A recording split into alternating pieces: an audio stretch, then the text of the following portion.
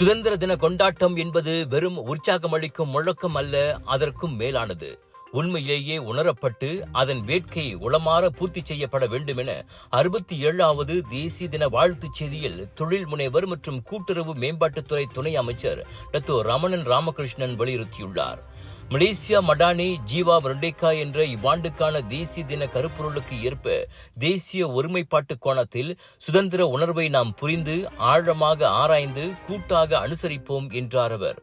பிரதமர் doctor Sri Anwar Ibrahim தலைமையிலான மடானி அரசாங்கம் தனது முதன்மை கோட்பாடாக ஒற்றுமைக்கு முன்னுரிமை அளிக்கிறது.